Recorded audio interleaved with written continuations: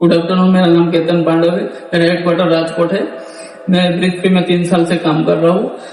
मैं आपको सिखाऊंगा कि सीओपीडी क्या है। सीओपीडी एक क्रॉनिक बीमारी है। तो सीओपीडी का फुल फॉर्म होता है क्रॉनिक ऑब्स्ट्रक्शन पल्मोनरी डिजीज। 2 चीज में होता है, एक क्रॉनिक ब्रोंकाइटिस और एक एम्फाइसीमा। क्रॉनिक ब्रोंकाइटिस आपका सांस नली के अंदर सूजन आना, जैसे कि आपका सांस नली में सूजन आना और संकोचन और म्यूकस रहता है। ये जो आप देख रहे हैं आपका सांस नली है, ये सूजन है और म्यूकस है, और ये आपका सांस नली से संकोचन हो जाता है।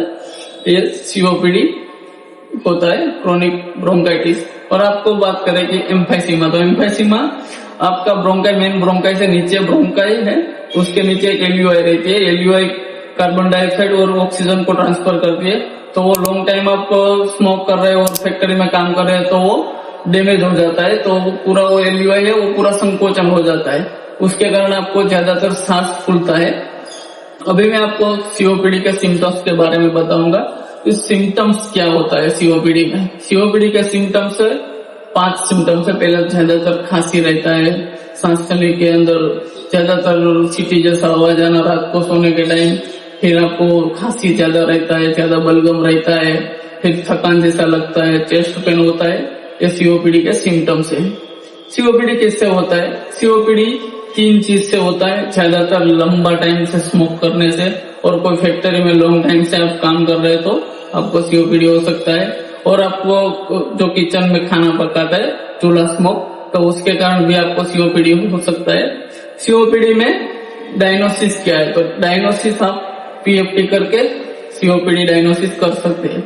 अभी आपको सीओपीडी में 2 चीज का मेडिसिन यूज होता है, रिलीवर और कंट्रोलर।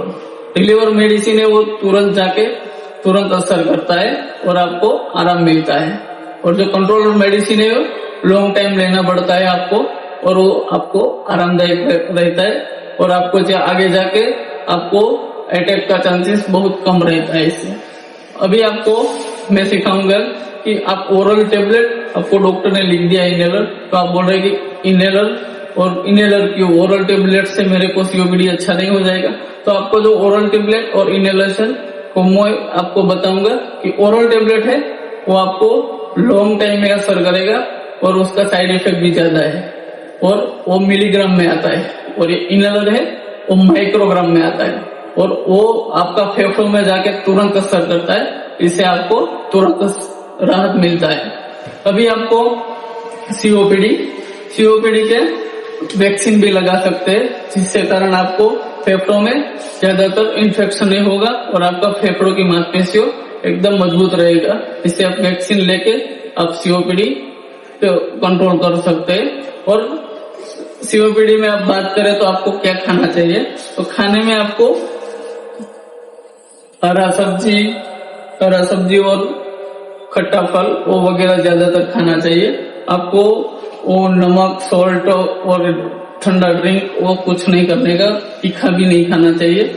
और उसके पीछे आपको दिखाता हूँ कि ब्रीदिंग एक्सरसाइज है। ये ब्रीदिंग एक्सरसाइज सीओपीडी के लिए बहुत ही बेनिफिट है। तो इससे आप घर पे जाके ये एक्सरसाइज करके आपका सीओपीडी मेंटेन कर सकते हैं। और इससे ज्यादा आपको माहिती चाहिए तो www.breathefree.com पे जाके आपको ज्यादातर माहिती ले सकते हो। Thank you.